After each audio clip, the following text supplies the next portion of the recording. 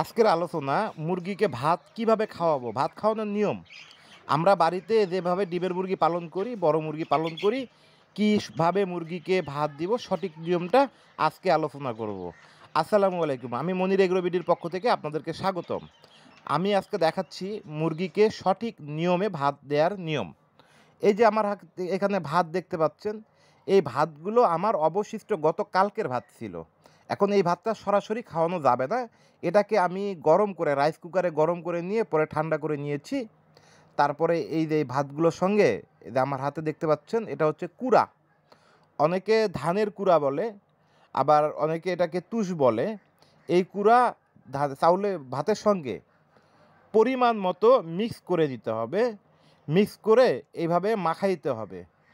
মাখামাখি করে এটার সঙ্গে একেবারে যখন মিক্সড এভাবে হয়ে যাবে, যতক্ষণ মিক্সড হবে না ততক্ষণ এভাবে নাড়তে হবে। আমার আরেকটু পরিমাণ লাগবে, দেয়া যাবে। এভাবে দিচ্ছি।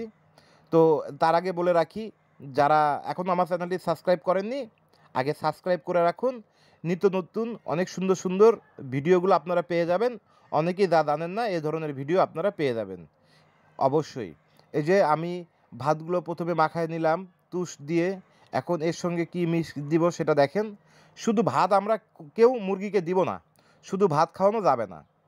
এই যে আমার হাতে দেখতে পাচ্ছেন লবণ, এই লবণ আমি যে পরিমাণ মতো এদের সঙ্গে মিক্স করলাম, তাহলে স্বাদটা ভালো হবে। তারপর আয়োডিনের যে অভাবটা, ঘাটতিটা সেটা পূরণ হবে। এজন্য সঙ্গে লবণ মিক্স করব। আপনারা চাইলে এর সঙ্গে পুরাতন তরকারি মানে তরি তরকারি এগুলো মিক্স করতে পারেন। বাসি তরকারি থাকলে গরম করে মিক্স করে দিতে পারবেন। কেউ চাইলে ভুসি দিতে পারবেন, সঙ্গে ফিড মিশাল দিতে পারবেন, পাতাকপি কেটে কেটে দিতে পারবেন। আমি একেক দিন একেকটা রকম খাওয়ান দিই, তাহলে তাদের রুচি ভালো থাকে। আমি তরকারি মিক্স করেও দেই। অনেক সময় পাতাকপি কুচে কুচে করে কেটে মিক্স করে দেই। অনেক সময় ভুসি দেই, লেয়ার লেয়ার ফিডটার সঙ্গে মিক্স দেই। আমি একেক সময় একেক রকম আইটেম করে দেই, তাহলে মুরগির রুচি ভালো থাকে। এই যে আমি এখন সব মুরগিগুলোকে মিক্স করা খাবারগুলো সবগুলোকে দিব। এভাবে বাটি আছে আমার, আলাদা পাত্র মুরগির জন্য খাবারের পাত্র। এই খাবারের পাত্রতে আমি ভাত দিয়ে রাখবো। এইটা দেয়ার নিয়ম আমরা সকালে দিব না, যখন একটু রোদ থাকবে।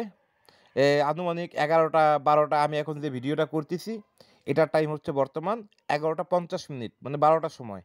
এদের দুপুরের খাবার দিচ্ছি। এই খাবারটা দিলে অনেকক্ষণ তারা খিদা নিবারণ থাকবে, আর মুরগি তখন খাবার খরচটা অনেক কমে যাবে।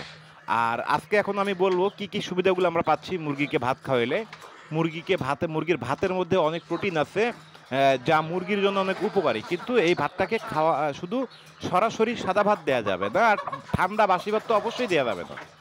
অবশ্যই ভাত যদি সম্ভব হয় গরম ভাত খাওয়াবেন, গরম ভাত ঠান্ডা করে। আর তা নাহলে ভাতগুলোকে একটু গরম করে ঠান্ডা করার পরে মিক্স করে খাওয়াবেন, এরকম খাবারের সঙ্গে মিক্স করে খাওয়াবেন। তাহলে মুরগির ওজনটা মোটামুটি ভালো থাকবে, খাবারের রুচিটা অনেক ভালো থাকবে। আর বিশেষ কথা হচ্ছে আমাদের খাবার খরচটা অনেক কমে যাবে। শুধু ফিড দিয়ে দেশি মুরগি পালন করে পর্যাপ্ত পরিমাণ লাভ করা কখনোই সম্ভব নয়। আমাদের যদি খাবার খরচ বাঁচাইতে হয়, তাহলে আমাদেরকে অনেক পদ্ধতি অবলম্বন করতে হবে। তাহলে খামারিরা বা যারা বাড়িতে শখের বসে ২০-৫০টি মুরগি পালন করে, তাহলেই লাভ করা সম্ভব। আর অবশ্যই মাঝে মাঝে মুরগিকে জিঙ্কটা দিবেন। ডিমের মুরগি তো জিঙ্ক বাধ্যতামূলক, জিঙ্ক দিলে খাবার রুচিটা অনেক ভালো থাকে। আর মুরগিকে অন্তত ৩ মাস পর পর কৃমির ডোজটা করাবেন। কৃমির ডোজ করাইলে আর কোনো সমস্যাই থাকবে না।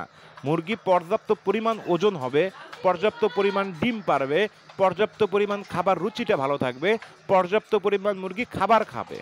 আমরা এই ভিডিও থেকে জানতে পারলাম দেশি মুরগিকে ভাত খাওয়ানোর সঠিক নিয়মটা। তো ভিউয়ার্স, আমি পরবর্তী ভিডিও নিয়ে আবার আপনাদের মাঝে উপস্থিত হব। যারা আমার এই ভিডিওটি দেখে উপকৃত হয়েছেন, বিন্দুমাত্র ভালো লেগেছে, তারা অবশ্যই সাবস্ক্রাইব করবেন। আর আপনাদের কোনো মন্তব্য থাকলে আমাকে কমেন্ট করে জানাতে পারেন। অবশ্যই আমি সঠিক সময়ে আপনাদের কমেন্টের সঠিক উত্তর দিয়ে দিব ইনশাআল্লাহ। আমি মনির এগ্রোবিডির পক্ষ থেকে মনিরুজ্জামান মনির, আমি আপনাদেরকে সবাইকে ধন্যবাদ জানাচ্ছি আমার সম্পূর্ণ ভিডিওটি দেখার জন্য। পরবর্তী ভিডিও নিয়ে আবার আপনাদের মাঝে উপস্থিত হব। সে পর্যন্ত ভালো থাকবেন। আসসালামু আলাইকুম।